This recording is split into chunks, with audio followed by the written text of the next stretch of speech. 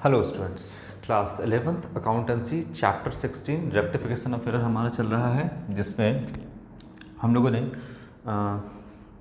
Question number 28 तक solve कर लिया है। आज हम स्टार्ट करेंगे आपका क्वेश्चन नंबर 29 से।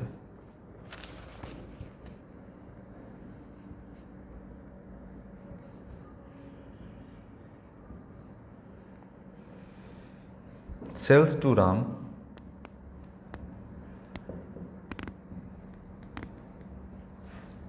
Rupees 500 posted to his account as rupees 50 would affected क्या अफेक्ट करेगा ये? ऑप्शन देखते हैं। सेल्स अकाउंट, बी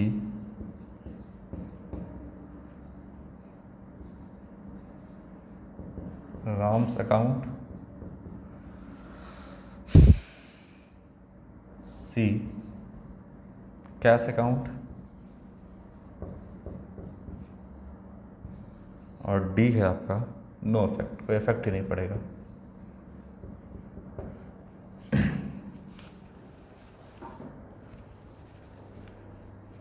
बोलिए। सेल्स किए हैं राम को और पोस्ट कर दिए इस अकाउंट में 50 रुपया, तो ये तो एरर हो गया आपका। अब इसको मतलब ये पूछ रहा है कि क्या इफेक्ट, कौन से अकाउंट पे इसका इफेक्ट पड़ेगा, तो बता तो दिया हिज अकाउंट, यहाँ तो लिख तो दिया posted to his account. His account कितना पोस्ट किया है? 50 रुपया। 50 रुपये तो उसके अकाउंट में गलती है। किसके अकाउंट में? हिज का मतलब राम को बेचे तो राम के अकाउंट में गलती है। तो क्या हो गया इसमें देखिएगा, राम टू सेल्स अकाउंट, यहाँ पे कितना है? 500 रुपीज़ ये है। तो एक राम का अकाउंट खुलेगा, राम्स अकाउंट, और एक हो गया आपका सेल्स अकाउंट।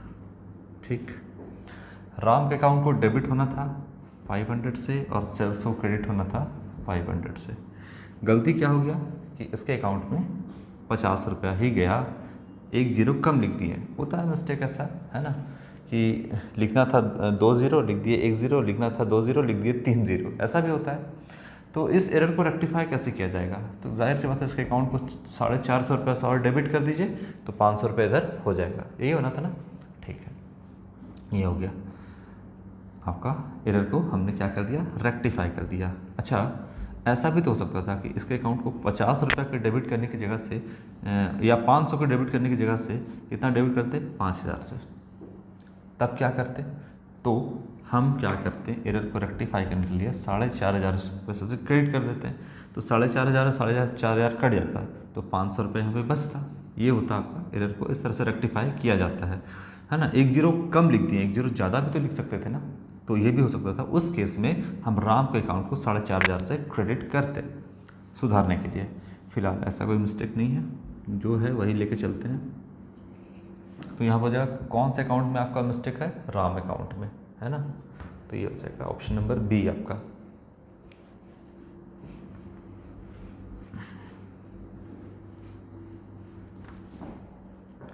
उसके बाद हो जाएगा आपका 30 number.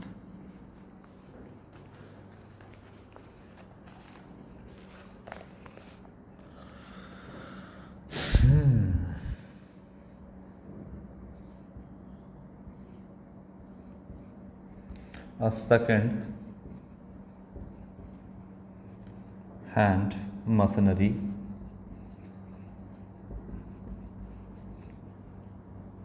is purchased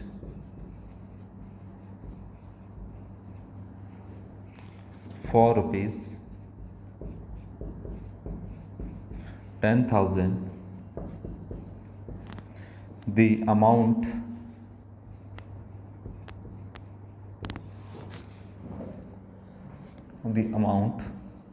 of rupees 1,500 is spent on क्या लिखा है, ऑन ट्रांसपोर्टेशन, ऑन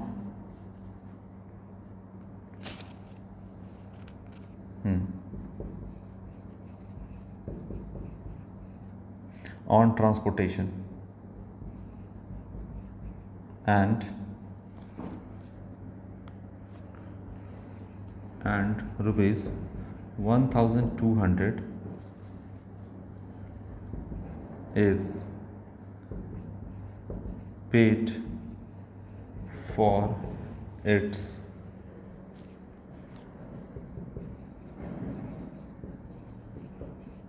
installation। कहाँ आ गया, यहाँ पेड किए क्या है, इंस्टॉलेशन के लिए।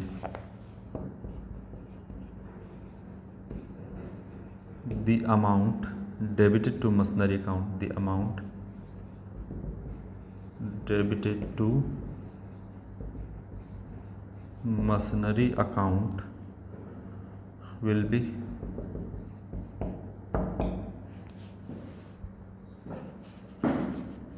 Option A rupees 10,000, B rupees 10,500, C rupees 11,500 और ऑप्शन डी है रुपीज़ 12,700। बोलिए। 10,000 का मशीन खरीदे हैं और इस पे 1,500 रुपये इसके ट्रांसपोर्टेशन पे खर्च किए हैं और 1,200 रुपये इसके इंस्टॉलेशन पे, यानी ज़मीन में जो फिक्स करवाना है तो 1,200 रुपया इस पर हम खर्च किए हैं। ठीक है, तो पूछ रहा है कि the amount debited to machinery account, जो मशीनरी अकाउंट को हम डेबिट करेंगे वो एक्चुअली में हम कितने से करेंगे। बोलिए।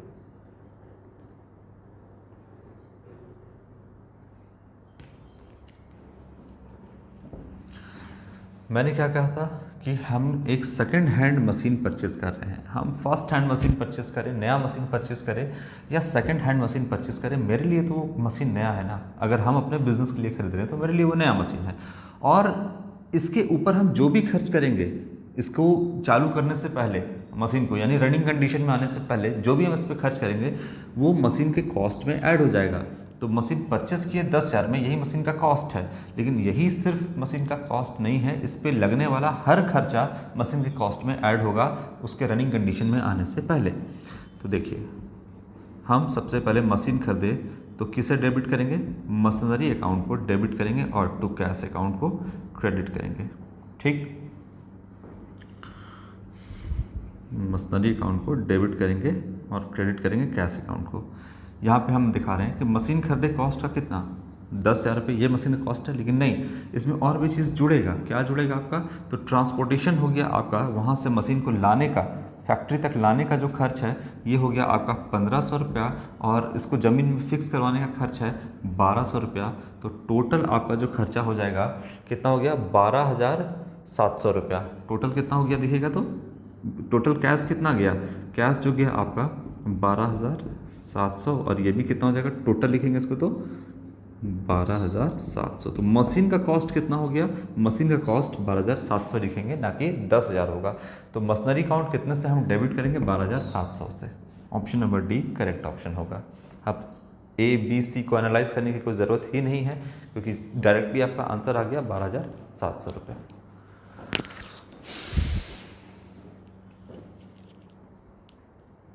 ये क्लियर है आपका। तो कोई भी एसेट हो, रनिंग कंडीशन में आने से पहले उस पर किया जाने वाला हर खर्चा उसका कॉस्ट बन जाता है।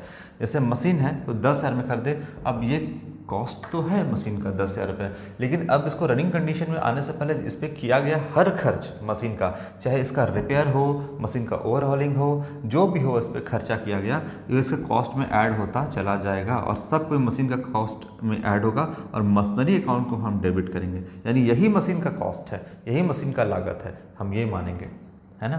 तो ये हो जाएगा machinery account debit to cash. 30 number. अब है क्वेश्चन नंबर 31। चलो देखते हैं।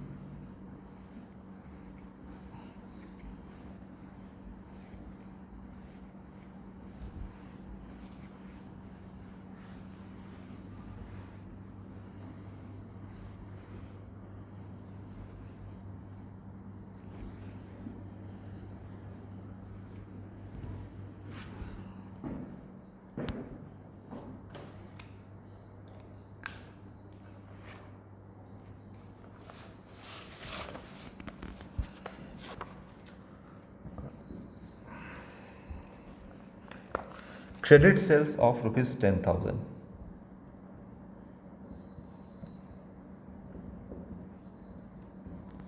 Credit sales of rupees 10,000 made to सालू। सालू को सामान बेचे हैं, क्रेडिट सेल किए हैं। was passed through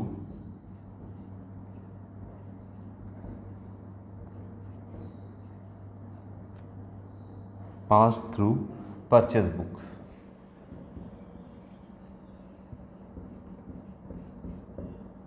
Purchase book, the proper entry for rectification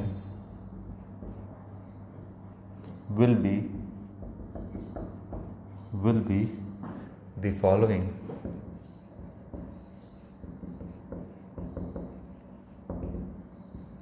option A क्या होगा? सालू account debit to sales account credit 10,000 rupees.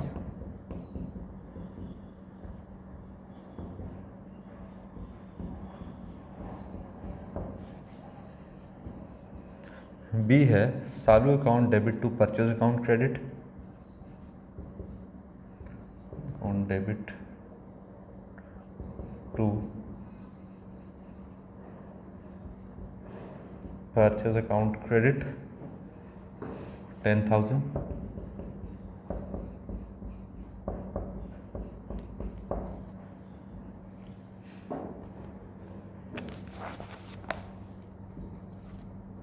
सी है सालू account debit to sales account credit to purchase account credit.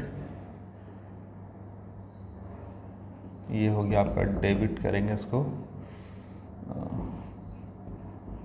20,000 से, 10,000 से ये क्रेडिट, 10,000 से ये क्रेडिट। और डी कहता है आपका नन ऑफ दिस।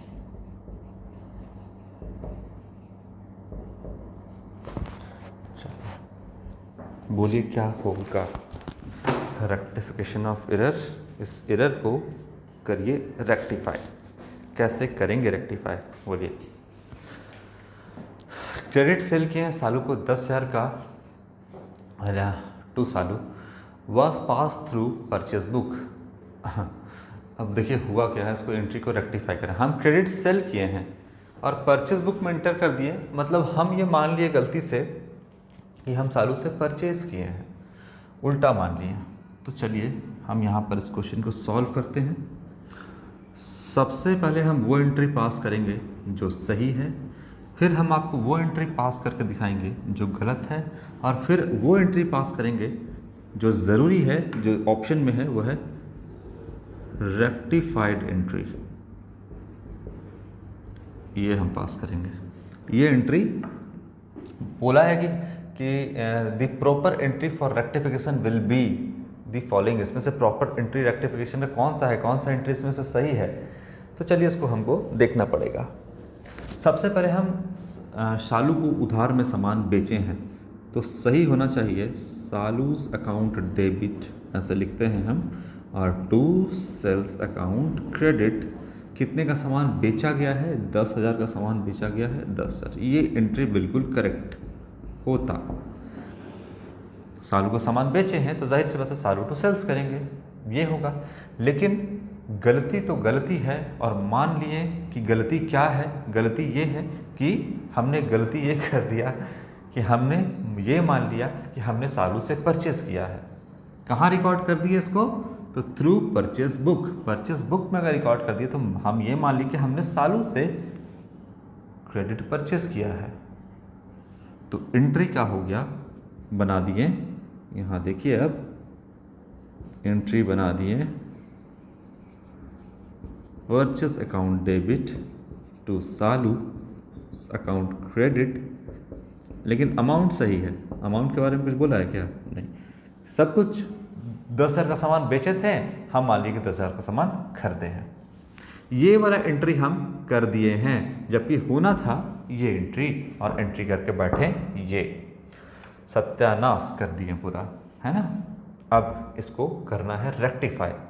कितना अच्छा होता कि कोई क्वालिटेटिव कैरेक्टरिस्टिक अकाउंटिंग में रियलाइबिलिटी होता नहीं, कोई भरोसेमंद अकाउंटिंग का होना ज़रूरी नहीं होता। तो क्या करते जानते हैं हम? तो यहाँ पे वाइटनर लगाते हैं, यहाँ वाइटनर लगाते हैं, और इसके ऊपर वाइटनर लगाते हैं, इसके ऊपर वाइटनर लगाते हैं, और लिख देते हैं सालू टू सेल्स। मेरा हो जाता रेक्टिफाई, समझे? ये होता है। लेकिन अब तो ये करना नहीं है। करना क्या है? करना ये होगा कि अब हमको काटना छाटना नहीं है, कोई वाइटनर कोई कुछ नहीं करना है। अब क्या करना है? तो सबसे पहले देखिए कि डेबिट और डेबिट कुछ मैच कर रहा है, दोनों साइड गलत और सही में कुछ मैच नहीं कर रहा है। क्रेडिट में देखिए तो सेल्स है और यहाँ सालू है, ये भी अकाउंट मैच नहीं कर रहा है, यानी डेबिट और क्रेडिट दोनों गलत है, दोनों गलत हो गया, परचेज और सेल्स दोनों साइड गलत है आपका। तो सबसे पहले इस एंट्री को हम कैंसिल कर देते हैं। कैंसिल कैसे करेंगे? तो सालू को जो कि क्रेडिट है उसको डेबिट कर देंगे, और जो परचेज डेबिट है उसको क्रेडिट कर देंगे 10,000 से, ऑटोमेटिक कैंसिल हो जाएगा। चलिए कैंसिल करते हैं। सबसे पहले सालू को सबसे पहले डेबिट करेंगे, तो सालूज अकाउंट डेबिट, कितना से डेबिट करेंगे? 10,000 से कर दिए डेबिट। और क्रेडिट किसको करेंगे? परचेज को। तो हम यहाँ लिख दिए टू परचेज अकाउंट क्रेडिट 10,000। ये डेबिट एक बार क्रेडिट कैंसिल, ये क्रेडिट ये को डेबिट कैंसिल, यानी ये और इन दोनों को जोड़िएगा तो नील बटा सन्नाटा 0 हो जाएगा। तो 0 हो गया एंट्री को। अब सही वाला ला करके यहाँ पे पोस्ट कर दीजिए। तो सालू अकाउंट क्या है? डेबिट है। सालूज अकाउंट को हम यहाँ पे डेबिट करेंगे, कितना से? 10,000 से, और फिर क्रेडिट कर देंगे टू सेल्स अकाउंट, क्रेडिट कर देंगे 10,000 से। हो गया रेक्टिफाई। ये दोनों एंट्री किए तो कैंसिल हो गया, और सही वाला लाके पोस्ट कर दिए तो सही हो गया। अब देखिए सालू सालू 2 बार तो हम नहीं लिखेंगे, है ना, इसको हम एक बार कर देते हैं, सालूज अकाउंट डेबिट, और यहाँ क्या करते हैं? 20,000। तो ये हो गया आपका rectify. Salu's account debit 20,000 to purchase 10,000 to sales 10,000, rectify हो गया। तो देखिए कौन सा अकाउंट सही है, कौन सा आपका है? सी नंबर आपका सही होगा। Salu's account debit to sales account to purchase account. अब बोलिएगा हम जो एंट्री रेक्टिफाइड जो किए हैं ये गलत है या सही है, ये भी हमको कैसे पता? हो सकता है हम गलत एंट्री पास कर दिए हो। तो उस कंडीशन में गलत वाला और रेक्टिफाइड एंट्री को जोड़िएगा तो आपका सही एंट्री आना चाहिए। देखो इन दोनों एंट्री को अगर आप जोड़ते हैं तो आपका करेक्ट वाला आना चाहिए। देखते हैं, जोड़ते हैं। चलो सबसे पहले लिखा हुआ है आपका यहाँ पे जोड़ के देख रहे हैं, परचेज अकाउंट डेबिट है, परचेज अकाउंट डेबिट है 10,000, लिख दिए 10,000, और क्रेडिट कर देते हैं, और थोड़ा सा नीचे करके क्रेडिट कर देते हैं किसको? तो सालू अकाउंट। ये अकाउंट को क्रेडिट पहले हमने कर दिया, डेबिट को डेबिट, क्रेडिट को क्रेडिट लिख दिया। अब ये वाला लाके इसमें जोड़ते हैं, इस एंट्री में गलत वाला है। सालू अकाउंट डेबिट है, सालूज अकाउंट को डेबिट करेंगे कितना से? 20,000 रुपीज़ से। क्रेडिट क्या है? तो क्रेडिट है परचेज अकाउंट, यहाँ पे लिखेंगे परचेज अकाउंट क्रेडिट है कितना से? 10,000 से। और क्या क्रेडिट है? सेल्स अकाउंट क्रेडिट है 10,000 से। तो क्या सही एंट्री आ रहा है, देखते हैं। परचेज अकाउंट डेबिट है, एक अकाउंट जब एक बार डेबिट एक बार क्रेडिट होता है तो आपस में कटता है, तो काटना नहीं है, ये ऑटोमेटिक कट चुका है, बस काट के दिखा रहे हैं हम आपको। काटना रहता है तो फिर हम यहीं काट के नहीं कर देते हैं सीधा, काटना नहीं है, बस आपको दिखा रहे हैं हम। तो परचेज से परचेज क्या हो गया, कैंसिल हो गया। सालू देखिए 10,000 है, सालू से 10,000 कट गया और यहाँ भी 10,000 कटा, तो यहाँ बचा कितना, 10,000, ठीक है। यानी सालू अकाउंट डेबिट कितना हुआ, 10,000 यहाँ देखिएगा, और कट गया सब और बचा sales account credit 10,000। Salu's account debit 10,000 to sales account 10,000, Salu's account debit 10,000 to sales account credit 10,000। सही तो आ गया ना। तो इसीलिए रेक्टिफाइड एंट्री हम पास किए कि इस गलत एंट्री के सामने कोई भी एक ऐसा एंट्री पास कर दो जो दोनों कट करके सही हो जाए। हमको यहाँ पे क्या दिमाग लड़ाना है रेक्टिफिकेशन में, हमको कोई दिमाग ही नहीं लड़ाना है, ना ही हमको जर्नल एंट्री का कोई रूल याद करना है। बस उस गलत वाले एंट्री के सामने एक ऐसा एंट्री पास कर देना है जो कि सही, दोनों को जोड़ने पे सही हो जाए। देखिए गलत हमने क्या किया है, गलत हमने ये किया है, अब इसको सुधार के ये करना है। तो बस रेक्टिफिकेशन में क्या ध्यान में रखना है कि बस इस एंट्री के सामने कोई भी एंट्री ऐसा डेबिट क्रेडिट का कोई रूल फॉलो नहीं करना है, बस ऐसा एंट्री पास कर दो कि इसको और इसको जोड़ने पे कट जाए और कट के ये आ जाए। बस रेक्टिफिकेशन में इसी पे दिमाग लड़ाना है और कोई दिमाग आपको इसमें लड़ाना नहीं है। बोलिए, तो ये कट करके आपस में हो गया, आपका ऑप्शन नंबर सी करेक्ट होगा। तो इसमें आपको बस यही देखना है, एक आपका सही एंट्री, एक गलत एंट्री, इसको रफ वर्क में करके आप क्वेश्चन को सॉल्व कर लीजिएगा। चलिए तो क्वेश्चन नंबर 31 सॉल्व कर लिया है, कुछ क्वेश्चन इसमें और बचा हुआ है, इस क्वेश्चन को हम नेक्स्ट वीडियो में सॉल्व करके ख़त्म करेंगे। तो आज के लिए इतना ही बच्चों, थैंक यू।